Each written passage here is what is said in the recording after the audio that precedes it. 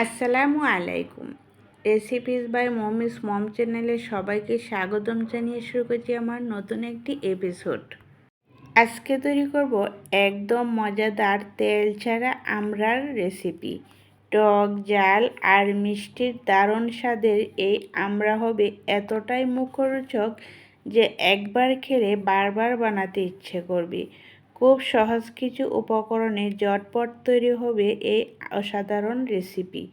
এখন আর কথা বলে সময় নষ্ট করব না, চলে যাচ্ছি মূল উপকরণে।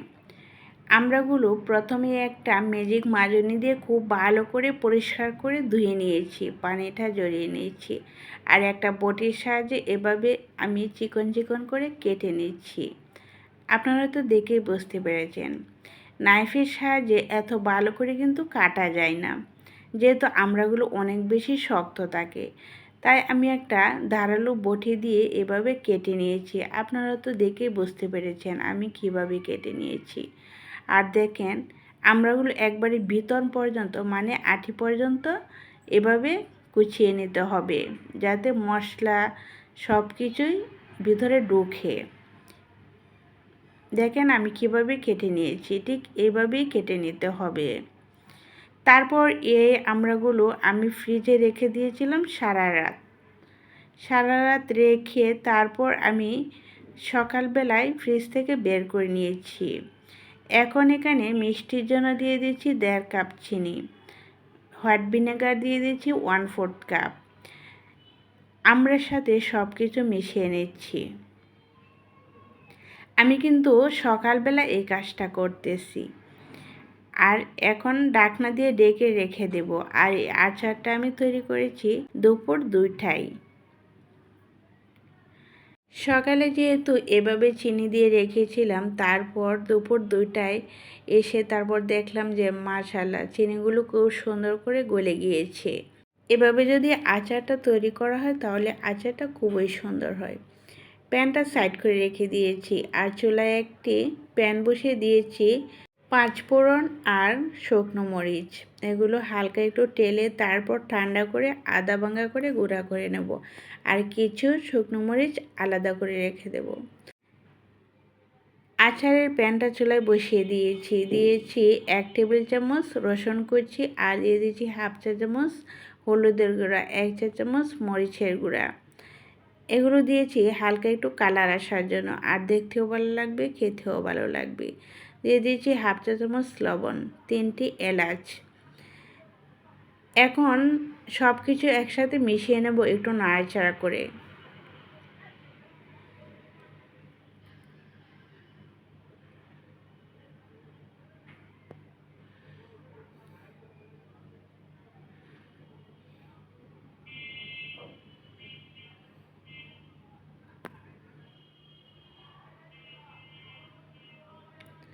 এই তো দেখেন মিশানোটা হয়ে গিয়েছে। আর এখন একটা ঢাকনা দিয়ে ডেকে চুলার আঁচটা মিডিয়ামে রেখে কিছুক্ষণ জাল করব, যতক্ষণ পর্যন্ত পানিটার মধ্যে বলক না ওঠে। আমি পানি বলেছি মানে এই নয় যে এখানে পানি দিয়েছি, এই আচারের মধ্যে কিন্তু পানি দেওয়া যাবে না। আর এখানে যে পানিটা উঠেছে এটা কিন্তু চিনির পানি। পানিটার মধ্যে বলক এসে যাওয়ার পর কিন্তু আর ঢাকনা দিয়ে ঢেকে দিতে হবে না। এভাবে অল্প আঁচে আচারটা তৈরি করতে হবে, তাহলে দেখবেন সব ধরনের মশলা আচারের ভিতরে মানে আমড়ার ভিতরে ঢুকবে আর আমড়াগুলো ভিতর পর্যন্ত খুব সুন্দর করে সফট হবে। যখন এরকম কিছুটা শিরা টেনে যাবে তারপর এখানে দিয়ে দিচ্ছি 2 টেবিল চামচ সরিষা বাটা, লাল সরিষা অথবা সাদা সরিষা যেটাই থাকে ওইটা 2 টেবিল চামচ বেটে তারপর 2 টেবিল চামচ পানি দিয়ে ছেঁকে দিতে হবে। কোষাগুলো দেওয়া যাবে না। আমি কিন্তু দেখিয়ে দিয়েছি, কোষাগুলো আমি ফেলে দিয়েছি। দিয়ে আবারও এভাবে অল্প আঁচে রান্না করতে হবে। আমার আচারটা রেডি হয়ে গিয়েছে। এখন শিরাটা মাখা মাখা হয়ে গিয়েছে।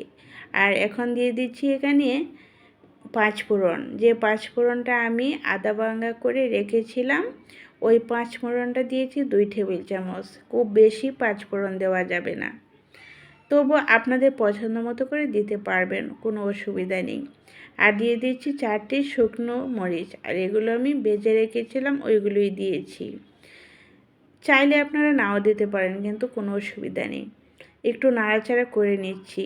এখন চুলাটা অফ করে দিয়েছি। আর এই যে দেখেন যতটুকু শিরা রয়েছে এতটুকু থাকবে না, ঠান্ডা হয়ে যাওয়ার পর আরও গা মাখা মাখা হয়ে যাবে। ফিরে এলাম আচারটা ঠান্ডা হয়ে যাওয়ার পর।